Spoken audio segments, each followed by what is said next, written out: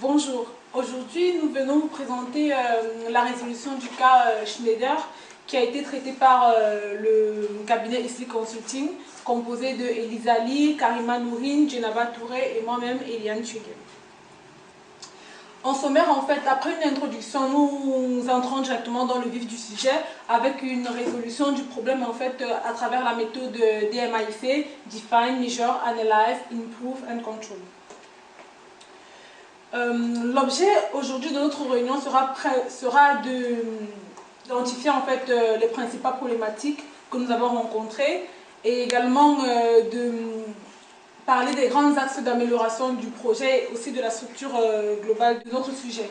Donc dans l'application DMAIC, nous identifierons principalement les sources de gaspillage à travers l'indicateur pourcentage VA sur non-valeur ajoutée globale et avec pour objectif de réduire en fait la part de non-valeur ajoutée de 50% à travers une digitalisation de nos flux d'informations et la résolution des déplacements. Donc nous avons identifié la valeur ajoutée de Schneider ici comme étant le produit Master Pack qu'il commercialise. Donc on commence d'abord par définir le cadre du projet. On a commencé par une charte projet qui va définir le périmètre de notre projet. Donc notre analyse se porte sur l'entrepôt de Weinheim. L'entreprise est dans un contexte très concurrentiel sur le marché du Master Pack et le client considère qu'on a une offre logistique qui n'est pas assez compétitive et performante par rapport à ses attentes. Donc nos objectifs seraient de proposer un meilleur service au client de 98%, une réactivité et une flexibilité du processus donc, de notre supply chain et de réduire les coûts. L'objectif étant de créer de la valeur ajoutée sur les performances de livraison, sur la qualité d'assemblage et enfin sur la flexibilité. Les résultats attendus, donc, ce sont des quick wins avec une baisse de la non-valeur ajoutée de 50%. L'équipe projet, donc ici les consulting, au niveau du périmètre, il se porte sur les flux de composants, châssis, blocs disjoncteurs, petits composants et sur les flux de produits finis Master Pack. Au niveau du planning, le planning a commencé au mois de juillet et se termine au mois d'octobre. On a ensuite identifié les attentes, les axes et les impératifs pour le client. Donc au niveau des attentes, c'est de recevoir des produits conformes et livrés dans les délais convenus par le client à des prix compétitifs. Les axes, tout d'abord la disponibilité. Donc l'impératif, c'est d'améliorer nos délais de livraison. Ensuite, au niveau des coûts et de la fluidité du processus, éliminer les gaspillages identifiés. Et enfin, pour la qualité, livrer des produits conformes et de qualité, bien exécuter l'assemblage, avoir un personnel formé et compétent, maîtriser nos processus et diminuer notre taux d'erreur par le PPM. Alors pour la mise à disposition des composants cibles par typologie de flux, pour la première, donc le flux de châssis, on a décidé d'avoir une cible en tant que flux avec stockage dynamique. De même pour le flux bloc disjoncteur et les flux petits composants. Cependant, pour le flux Master Pack fini, nous pensons que la cible du One Piece Flow pourrait être atteignable. Donc nous allons passer maintenant à la partie Measure. Donc on va présenter les principales conclusions de nos observations. Au niveau des flux physiques, alors on s'est focalisé sur le sous-processus de ReaPro. Alors là vous avez quand même la représentation des flux par typologie de flux, donc produits finis, châssis, disjoncteurs et petits composants.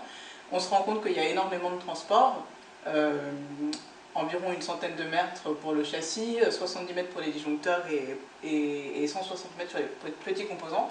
Et la principale conclusion qu'on retire de cette observation, c'est qu'il y a énormément de ruptures de charge. Alors pour le taux de service, on a donc la vision Schneider et la vision client.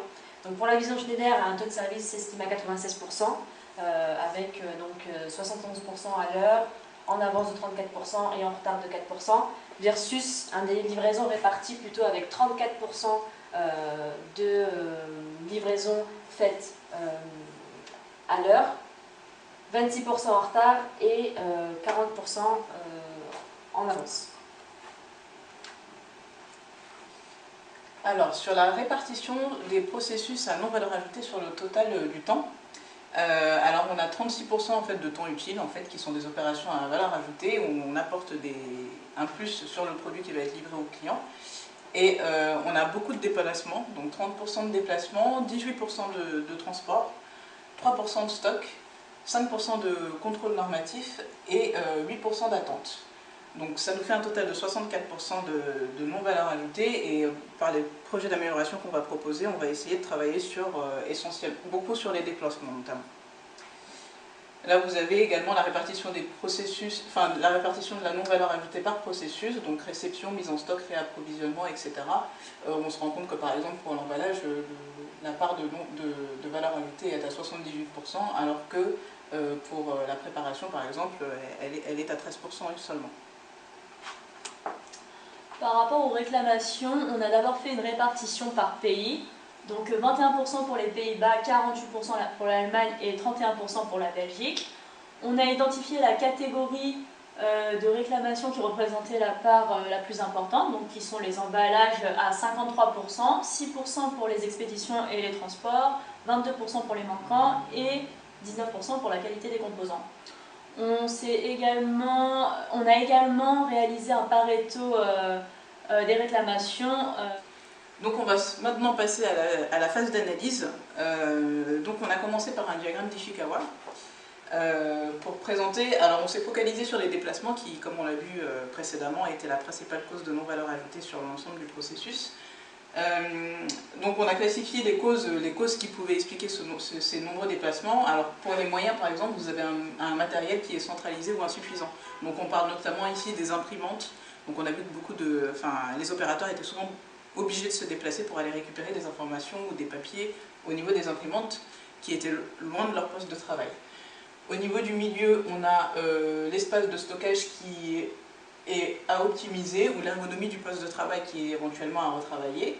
Au niveau de la main-d'œuvre, on a possiblement un manque de polyvalence et au niveau des méthodes, on a beaucoup de stockage intermédiaire et on a surtout un manque de fluidité dans la circulation de l'information qui est dû au fait que divers supports d'information soient utilisés. Ensuite, pour le processus réception et mise en stock, nous analysons les causes de non-valeur ajoutée en fait, pour ces processus. Donc nous avons identifié premièrement en fait, un stock d'encours très élevé. Ensuite, des ruptures de charge trop nombreuses en fait, entre les différents processus. Donc là, les préparateurs s'arrêtent beaucoup en fait, et là, ça nuit vraiment à l'optimisation du processus. Et nous avons aussi en fait une mauvaise organisation de la réception, parce que en fait, là, on a un décalage entre l'espace de réception et les postes informatiques. Et pour le processus, lors du picking et de la préparation, nous avons également 87% de non-valeur ajoutée, ce qui est, à notre avis, un tout petit peu élevé.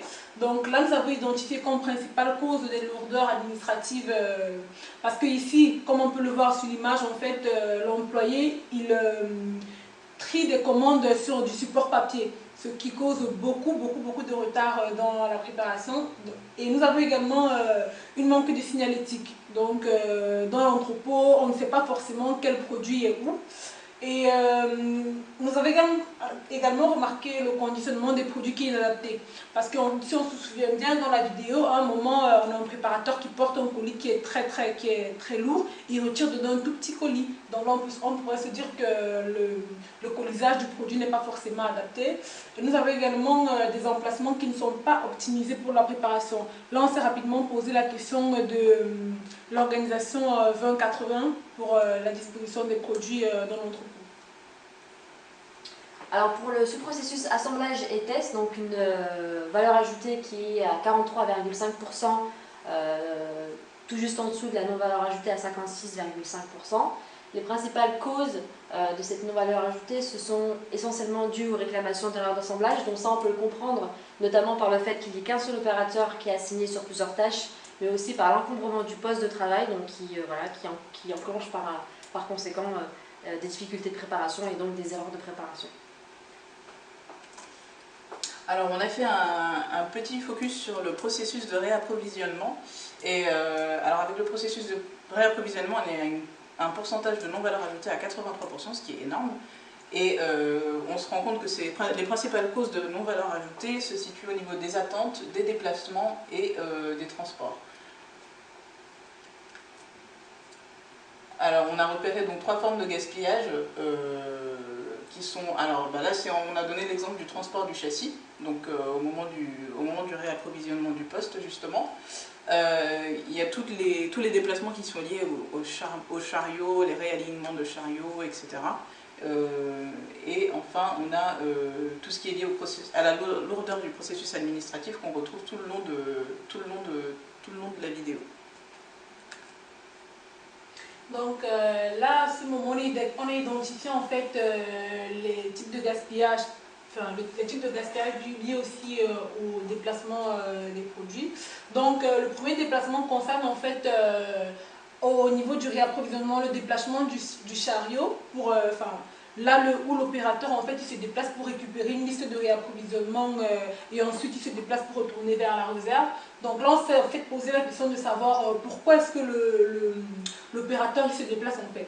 Et là on s'est rendu compte qu'il se déplaçait principalement parce que le poste d'impression est situé vraiment un tout petit peu loin de la zone de préparation.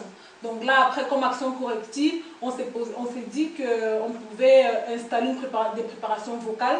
Donc là où, en fait, le préparateur pouvait recevoir des instructions via un casque. Et là, au moins, il a les mains libres et ses yeux pour voir, en fait, la tâche qu'il est en train d'accomplir. Et il pouvait également utiliser des tablettes ou des systèmes connectés pour recevoir directement les informations de commande de surf afin de pouvoir les préparer. Alors pour le déplacement numéro 2, donc avec la méthode des 5 pourquoi, on a détecté que la cause racine était du fait que la zone de picking était assez loin. De même, donc ça nécessitait un long déplacement. Donc l'action à mettre en place à côté, c'est de mettre à disposition des composants avec un stockage dynamique, donc qui faciliterait d'avoir un stockage beaucoup plus proche de l'opérateur et donc de gagner en temps de déplacement. Voilà pour ce qui est du déplacement numéro 2.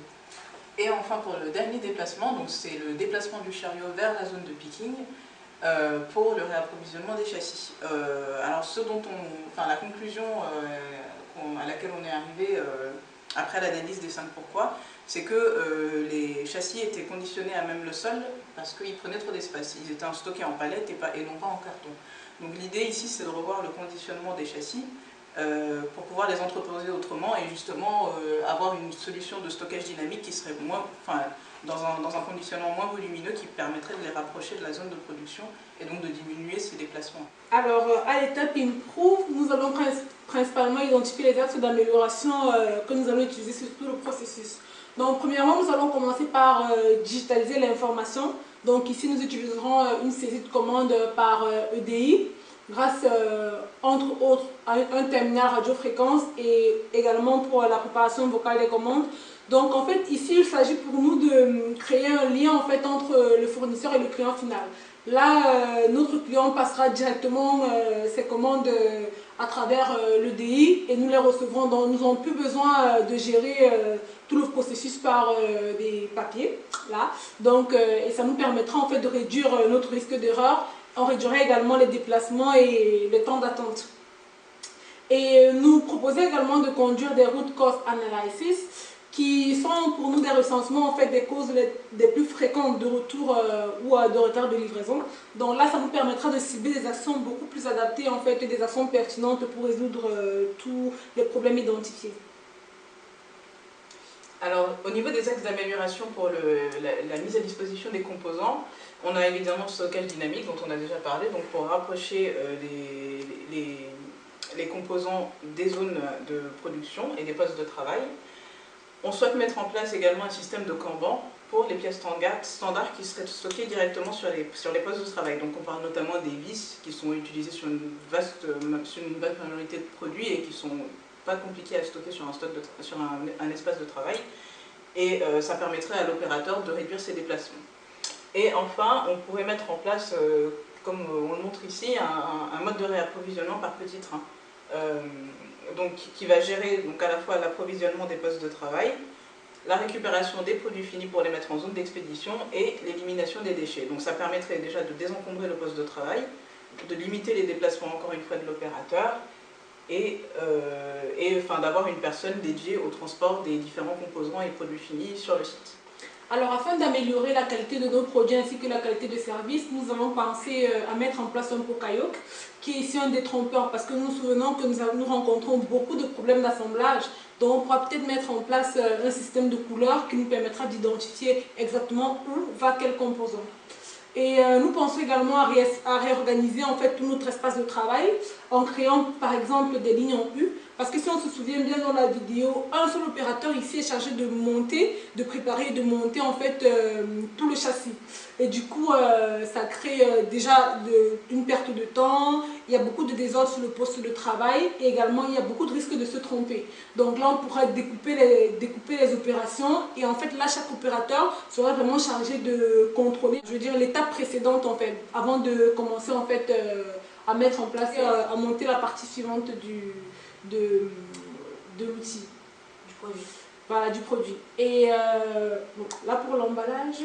Pour l'emballage, donc l'action qualité à mettre en place, c'est de pouvoir avoir un emballage plutôt standard avec beaucoup de systèmes de visibilité, de voir un peu où est-ce qu'on doit mettre la notice, etc. Donc sécuriser, de compartimenter l'emballage en lui-même et de plus mettre un système de pesée pour un contrôle final, donc qui permettrait aussi à ce stade-là du processus de détecter s'il y a un manque ou pas d'un produit lorsque on passe à l'emballage. Implantation de l'espace de stockage, donc une amélioration, ce serait de tenir compte de la classification ABC, donc en fonction de la rotation des produits et des gabarits. Et enfin, un AIC fournisseur, donc de pouvoir faire un retour sur les litiges fournisseurs de façon journalière ou hebdomadaire, mais d'avoir au moins un suivi à ce niveau-là pour améliorer notre qualité finale. Alors, dernière étape de la méthode DMAIC, donc la partie contrôle, avec là les gains attendus et les best practices. Donc pour les gains attendus, nous avions pour rappel donc avant un taux de service de 75%, avec les actions donc en termes de qualité, c'est-à-dire tout ce qui est digitalisation, stockage dynamique, action au niveau du produit en lui-même, c'est-à-dire les pots kayoké et l'emballage sécurisé et compartimenté. On estime un gain se rapprochant donc d'un taux de service de 95%. Pour ce qui est de la non-valeur ajoutée, donc pareillement avec les différentes actions, c'est-à-dire la réduction des déplacements avec le système de petits trains, on passerait d'un pourcentage donc à 64% de non-valeur ajoutée à une réduction de 50% à 35%. Et pour les réclamations, donc c'est les actions donc, qui concernent aussi le taux de service, donc tout ce qui est système de Pokayok. Donc là, un passage de 5% à 2,5% de réclamation. Ensuite, nous vérifierons l'efficacité en fait, des solutions que nous avons préconisées de nos propositions à travers en fait, une mesure par des indicateurs de performance. Donc déjà, en fait, nous préconisons en fait, un suivi hebdomadaire par équipe. Donc chaque chef d'équipe devra se rassurer chaque semaine de voir en fait, se rassurer de l'évolution en fait, de le reste de son équipe à travers, par exemple, le calcul des taux d'erreur, du ratio de fluidité, des retours clients. Là, c'est pour voir vraiment si, pour contrôler en fait qu'on n'ait plus autant d'erreurs qu'avant, le coût de la non-qualité et le temps de traverser processus. Et on termine par les bonnes pratiques à adopter. Donc, alors, on a déjà parlé il faut un peu systématiser les études de flux, conduire donc des routes cause analyses sur les retours clients, sur les retards de livraison. Ça va permettre notamment de définir des plans d'action pertinents. Et de manière plus générale, adopter un système de suggestion d'amélioration, conduire des brainstorming pour impliquer vraiment toutes les équipes, parce qu'on a besoin des apports et des expériences de chacun pour arriver à détecter là où ça coince. Donc impliquer toutes les équipes et les responsabiliser par rapport à la démarche d'amélioration continue qu'on souhaite mettre en place au sein de l'entrepôt. Voilà, donc on vous remercie de votre attention et on va vous aider dans la mise en place de ce beau projet. En espérant que les solutions proposées apporteront effectivement les résultats escomptés. Merci. Merci.